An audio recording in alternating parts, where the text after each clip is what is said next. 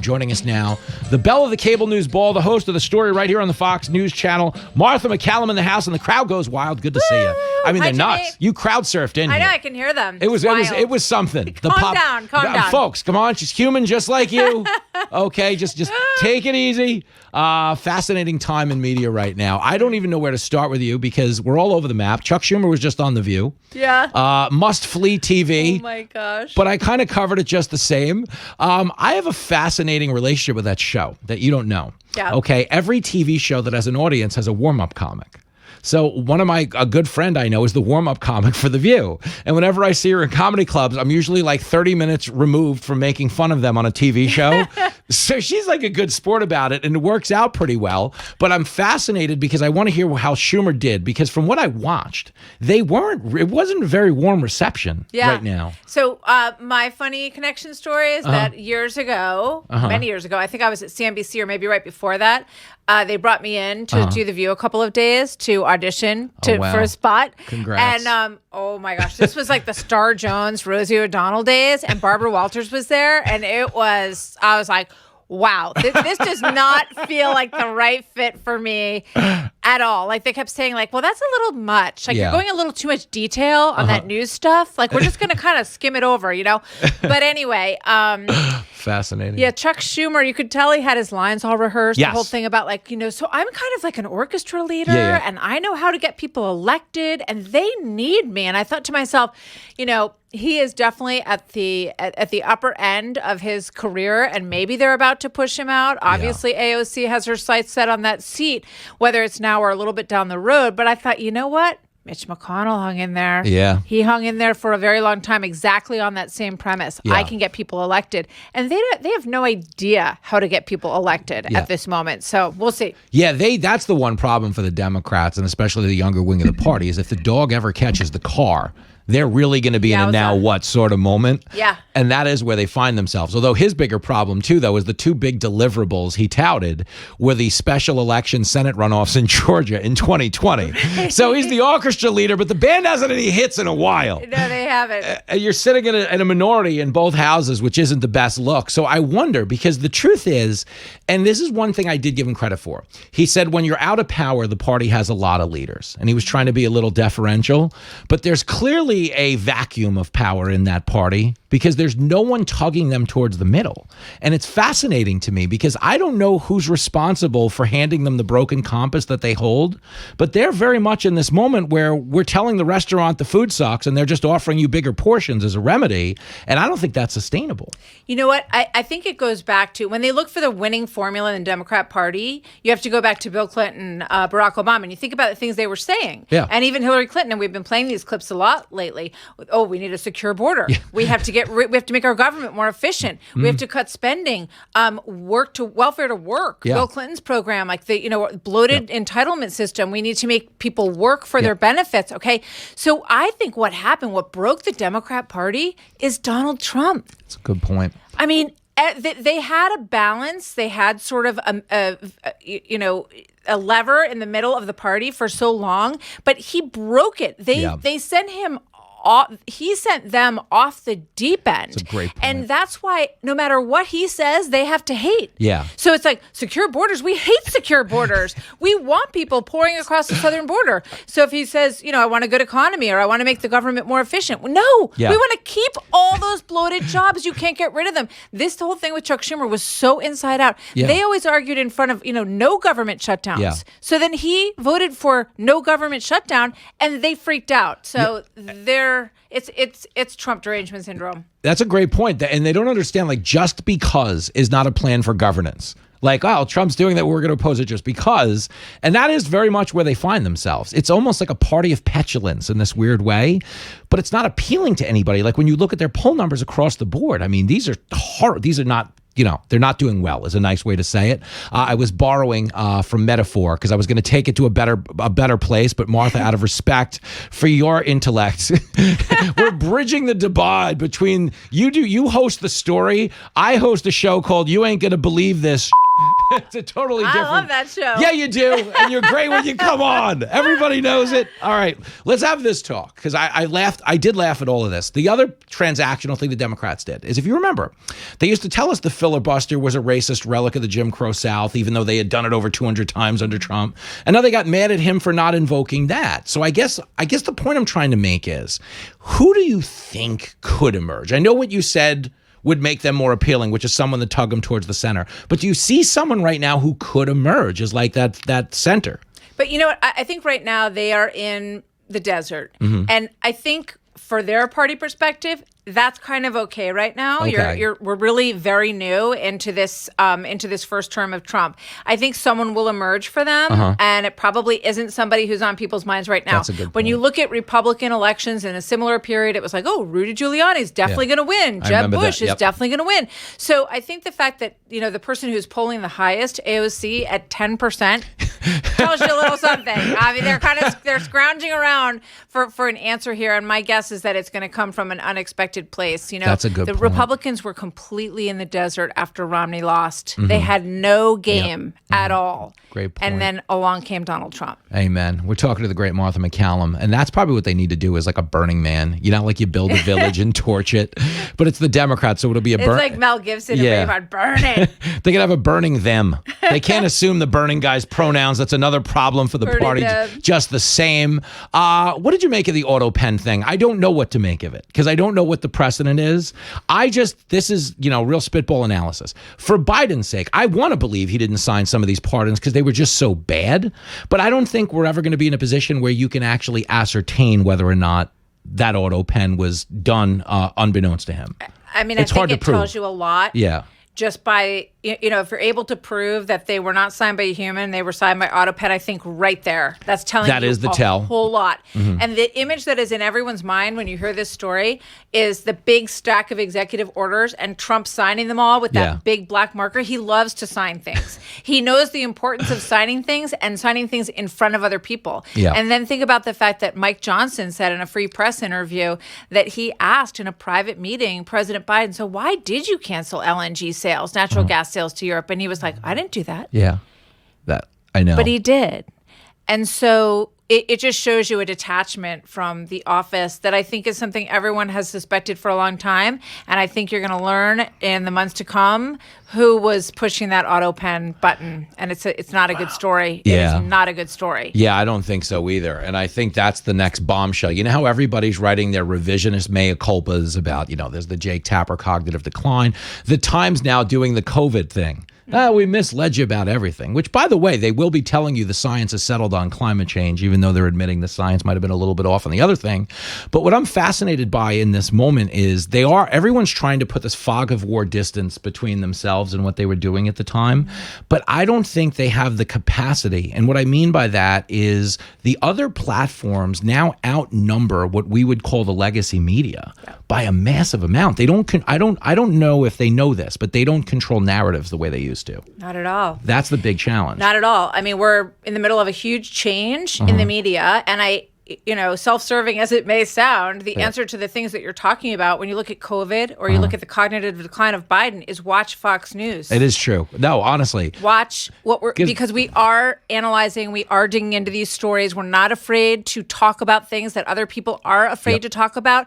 And so, we are very strong in this regard, and it's an obligation that you take every single day really seriously, because you can lose it at any moment. But the fact is that we talked about these things with regard to COVID. We knew that it was going to be very dangerous to keep kids out of school. We knew that not having people come to the office was going to be destructive for a whole generation of motivation. Yeah. And with regard to all of this, we go back and we say, yeah, we were raising questions. I remember Britt Hume, early on in this whole thing, he said, look, I'm getting older. Occasionally I forget things. I can look at Joe Biden right now. I know there's senility there. Yeah. And everyone's like, How I dare can't you? believe he went there. And, but in time, Yeah. These assessments proved to be correct. And it's unfortunate, I think, for Joe Biden that he didn't take the graceful exit when he could have. And his family maybe is wondering the same thing, except they really liked the job. They love the gig, liked though. all of it. She liked Air Force One. She liked the magazine covers. And that's the other thing, though, is everybody in the media who's like, well, the problem is Biden stuck around too long. They weren't saying a word about him sticking around too long until their hand was forced. And that, to your point, is where we do deserve credit. When I knew it was a problem in COVID, it's really funny. Lincoln was in his second year of middle school Spanish, and he asked me what date we celebrate Cinco de Mayo on. I was like, you know what? This Zoom thing isn't working out. We might have to send this kid back to a classroom. I do remember that so vividly. We're talking to the great Martha MacCallum. It's a wild time. Last thing I wanted to throw at you. We could get some JFK files today. Trump says they're going to be unredacted. Isn't this such like a fascinating bookend to when you probably started exploring this story as a kid? You know what I mean? Because I've been talking about JFK for as long as I've been talking about anything, because my aunt and, people in my family who really cared. But my guess is, and maybe you know more about this, is I don't know that we're going to get a document that says, like, we're doing it on Tuesday. Like, I don't know that we're going to leave here today with more answers. Yeah. I mean, it may be like Al Capone's vault. Yeah. It might not carry the answers that people have really, I think, enjoyed pondering and expanding on in their own minds for all of these years. I mean, the answer may be more simple than people think. Mm-hmm. I do think that, what's interesting to me is that Bobby Kennedy Jr. has raised all these questions about the CIA involvement in his father's assassination and in his uncle's assassination. So if there's anything that is to be uncovered there, I think it's well worth digging into. But with that and the Epstein case, it's like, you got to wonder how many little messages and phone calls are going on behind the scenes. Like, you know what? If you help us out in this moment, you're gonna have something pretty good. We're gonna, whether it's other countries, whether it's business leaders. But I think there's some negotiating going on behind the scenes. A lot of quiet horse trading happening behind closed doors right now. Well, I always say, no, this is Buckingham Palace. Can we talk? That's really funny. But that is 100% what's going on, because there's so many power centers involved in this. I always say this is my own theory. Forgive me for this, but I always say Jeffrey Epstein's death was proof that the two parties could still work together on a bipartisan basis if they had to. It's just a joke, ladies and gentlemen. I don't know. Is it? Well, maybe. But we're going to, for the purposes of my comment, we'll call it just a joke. There were big air quotes. Listen, I wasn't involved in that story, but everybody I know says he was a great hang. Good night, everybody. Martha MacCallum, watch her every day on The Story. When it comes to parenting, I will tell you that my experience in doing it, and it's not something you hear a lot about at a political level, but my experience in doing this is that everything that your kid consumes as a parent, when you have a baby, this is crazy, right? It's going to blow your mind. But when you have a baby, if you're lucky enough to have a baby, your wife has a baby, okay, and Maury Povich says it's yours, okay, which did happen to me on the third try. I kid, we have one kid. But when you have that baby, right, and someone hands you a baby, it's a living, breathing baby. You know about babies. You've seen them in movies. You might have a niece or a nephew, or you had a younger sibling. You've been around babies. It's not a big deal, but you've never been around your baby. Someone hands you your baby. This is your responsibility. Is the first thing that kicks in as I was standing there in the Burger King restroom where she gave birth. Stop it, I'm kidding. But the point is, when you have a baby and they hand you this sweet, innocent baby, you immediately realize you've just taken a brand new laptop out of the packing peanuts. It's a MacBook Air for all intents and purposes. And you realize in that moment of purity, this moment of sheer innocence, where this kid doesn't know language, can't really see, doesn't understand what hearing is yet, doesn't actually know who you are, and is feeling such a sensory overload that you, as you take this thing out of the packing peanuts, are ultimately going to be responsible for every single file this kid downloads in life. But the bottom line is, you're sitting there looking at this baby. Okay, you do start out with some very basic, all right, I'm going to, I'll die for this thing, and, I'm going to bust my ass to make it a good life, and I'm going to make sure it doesn't visit any, risque websites and take on any dirty habits, and that's, the beginning. Then after a few months, you're like, all right, maybe a couple of bad habits. You know what I mean? Then it gets into its teenage years and you're like, here you go, kid, you're on your own. Hubba, hubba. Okay, you understand. But the point being is, as a parent, okay, the responsibility you have for this kid's well-being always calibrates you towards making it better. Okay, and what I mean by making it better, I don't mean Instagram filters where it looks cuter. I just mean making it self-sufficient, helping your kid learn to read for itself, write for itself, work for itself, supply itself. Okay, and the reason people hate the Department of Education is in the last 2 decades, it has gone from teaching kids, okay, how to think to teaching kids what to think. And what I mean by that is it used to be, hey, let's add numbers, okay? Now it's, hey, you might be trapped in the wrong body. Forget adding numbers. You might want to subtract your junk. Have you ever thought about getting surgery? Maybe some growth hormones? Hey, I know you're only in kindergarten, but gay sex. Am I right, you guys? Read this book about gay sex. And you're like, wait, what is going on? What are we even talking about here right now? It's people with a dirty mind that think like that. Really dirty, Michael. And the point is they started fighting the wrong battles. So the things you were calibrated to do for your kid, I'm going to make it smarter. You know, I'm going to make it happier, make it stronger, make it safer, make it healthier. Okay, school stopped being about that when it was hijacked by activists masquerading as educators. And they started prioritizing other things. Okay, kids in kindergarten, first grade, second grade, third grade, fourth grade, fifth, they don't have to learn about sex. They don't have to learn about gay sex. They don't have to learn about straight sex. Okay, everybody listening to this right now remembers what it was like to be in high school when they taught sex ed and the teacher would say a word like testes and you'd lose your mind. Yeah. You lose your mind. My God, what did she say? Oh my God, wait, what? Breasts? I mean... You lose your mind. You'd laugh within an inch of your life. So the point is, at that early age, number one, you're not mature. Number two, you haven't learned all the other basic things that would matter. And when you start there, but then you square it against the numbers, and I'm going to give this to you through the lens of sports, and you don't have to follow sports to get the analogy, but this is spot on, okay? In professional sports, if you had the highest payroll in the league, you spent more money than any other team in the league, and you finished in 40th place with the highest payroll in the league. Step into my office. Why? Because you're fired. Fired. They would fire the whole front office. They would fire the manager. They would fire the players. They'd fire everybody. Highest payroll, you come in 40th. Unacceptable. Okay, when the Department of Education was founded in 1979, we ranked first in the world in education. Okay, 40 years later, we spend more money than any other country in the world, and we now rank 40th in the world in education. Step into my office. Why? Because you're fired. With respect to the drag queens and the race pimps who tell the kindergarten kids they might be unconsciously biased, trapped in the wrong body, or they don't know enough about alternative sexual lifestyles, the Department of Education at a national level has failed our kids. 70% of high school kids in this country can't read at a grade level. Okay, we're spending more money than anybody on earth. That is not acceptable because they haven't prioritized what to think. Okay, I mean, how to think. They've prioritized what to think. Okay? Hey, pride. Pride's fine. Okay? But not if we can't read. How are you going to read those gay sex books they're showing the kindergartners? I mean, don't they want the dialogue? I mean, some of us do. You don't just fast forward to the good scenes. Okay, but that's the reality of the world we're living in right now. They can't read, but they can be told they're trapped in the wrong body, you know?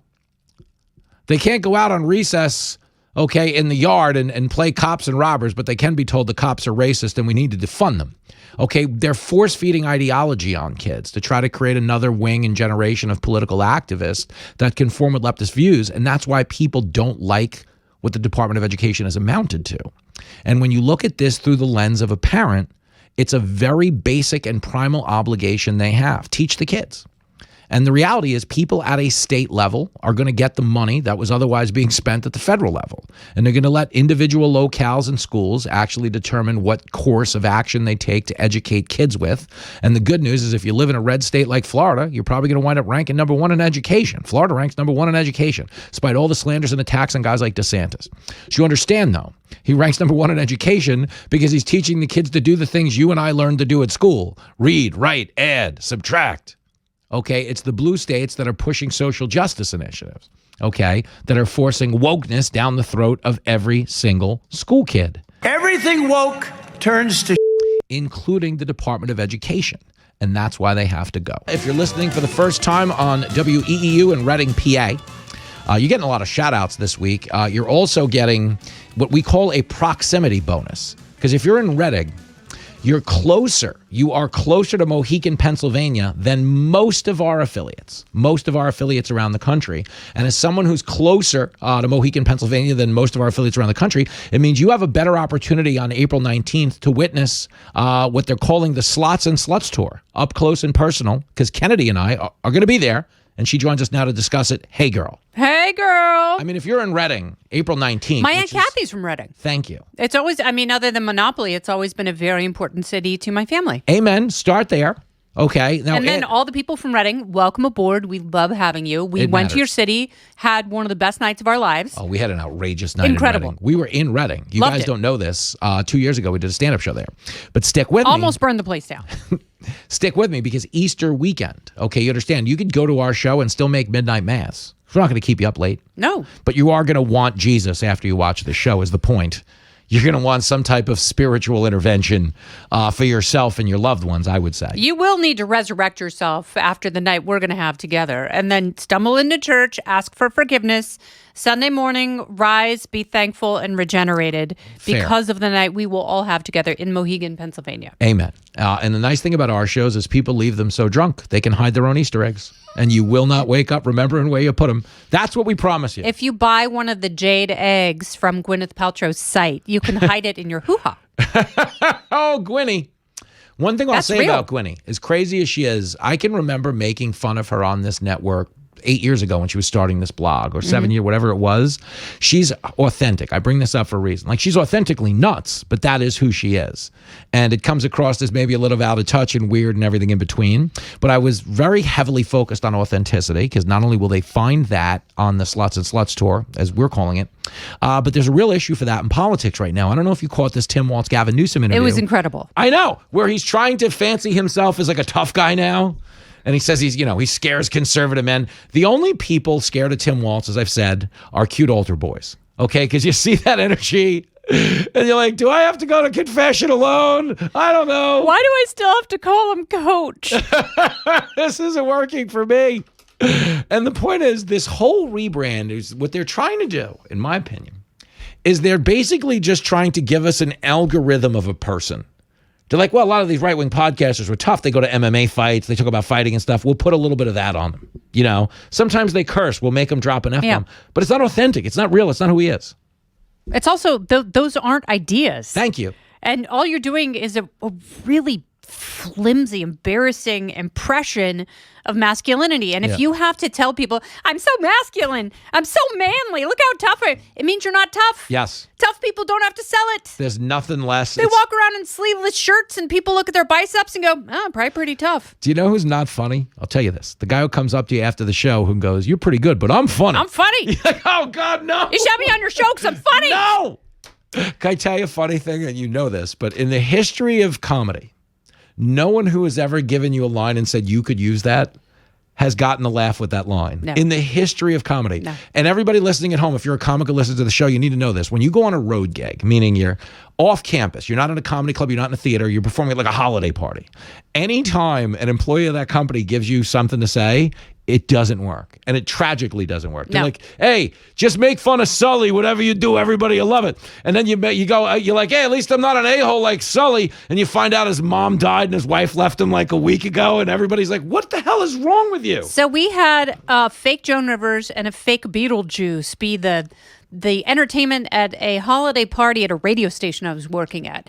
And the general sales manager thought it would be really funny if people gave the fake Joan Rivers and the fake Beetlejuice little roasty tidbits about everyone in the and people got outed for having affairs. People got outed for embezzling. People got outed for being incels. Let's just say that, fake Beetlejuice, fake Joan Rivers, they went on to work for probably decades as celebrity impersonators in that city. The general sales manager is no longer in radio. It was one of the best things I've ever seen. And she was in the bathroom just cursing these people. I'm like, you gave them the material. Okay, I'm going to run a quiz by you. Okay, is the following a real Joan Rivers line or something they made up at an office party? You'll know. My vagina's like Newark, New Jersey. People know where it is, but they don't want to visit. That's totally Joan. Of course it is. I believe the line is men know where it is, but they don't want to go there. Kennedy's in studio. Never been accused of having a Newark, New Jersey. She's got a Reading, Pennsylvania. April 19th. You're all invited. That's how it works. Let's talk about the Mohegan. And Mohegan, PA. Yes. That's where it's happening. Yep. Maybe my Aunt Kathy will go. I'd love it if she did. I have an Aunt Kathy on Jenny's side. Oh. Yes. What if it's the same woman and she had two different families? That wouldn't shock me because our Aunt Kathy's a little bit of a weirdo. Like, I wouldn't be shocked. She retired from like the Lima Daily News in Ohio, like young. Whatever you do, don't say that when we're on the air. Yeah, I don't know. I hope she's listening. Aunt Kathy knows I'm on to her. I love her. She's great, but I'm definitely on to her. There's no way. You know what I mean? But no, she's a good egg. But I don't know if it's the same Aunt Kathy, but all your aunts are welcome. Everybody's aunt can go. Okay, even if you have an uncle that identifies it, we don't care. No, we don't care. We'll put him in a dress. The nice thing about what we do. He can stuff my bra. I don't care. Put on the Easter bonnet. Come down to the Slots and Sluts tour. Yeah. What are we talking about? Dress up for church. Thank you. And get sprayed with the communion wine. So I'm going to run this by you because I ran it by Paul Morrow earlier today, opsdesk.org. Everybody was surmising on what happened to this JFK fellow. Mm-hmm. Okay, one angle no one's discussing is that Joe DiMaggio famously blamed the Kennedy boys for killing Marilyn Monroe. Oh, yeah. Is there any chance this was a Naked Gun situation where, like, Reggie killed the Queen? Are we not examining the Yankee Clipper enough for his culpability in the JFK assassination? Maybe JFK's head exploded in that one frame of the Zapruder film because Joe DiMaggio beat him with a baseball. And he threw one from the outfield and hit the cutoff man, Yep. If you're picking up what I'm putting down. I am. I almost threw out my back picking it up. There's only how eager I was. The most logical leads here are not being explored. Famously, in 2016, Donald Trump told the world Ted Cruz's dad killed JFK. Do you remember that? He told the world that. But again, and also it never issued a retraction. No, but that's where I was back to my thing about authenticity. Trump has said like so many out of his mind things that people are just somehow okay with, but because at the very least it's authentic. I mean, he actually called Ted Cruz's wife a dog. Oh my God. And then Ted had to endorse him in Cleveland. Remember, he's like, vote your conscience. Everybody booed him, and he was like, fine, vote for Trump. And that's how politics work. But Trump, if nothing else, is authentic, and he did say, and there has never been a retraction to this day, that Rafael Cruz whacked JFK. Might have happened. I don't see that document coming out. I didn't see that in the 89,000 pages that were just released. Do you remember when we were talking about this with Mike Baker? Okay. On Fox News Saturday night? Yeah, on Fox News Saturday night. It was me, you, Mike Baker. Yeah. Highest rated B block in the history of the show. How about that? Well done, us. That was, look at us. And we were talking about what might be in these files. And Baker went to great lengths to explain it couldn't possibly have anything to do with his old agency, the CIA. I read something today, so fascinating. And I'm not saying Baker was, telling us yay or nay, okay? He did twitch a lot for whatever reason. I don't know what that was. I think it was the genital cuff that was shocking him.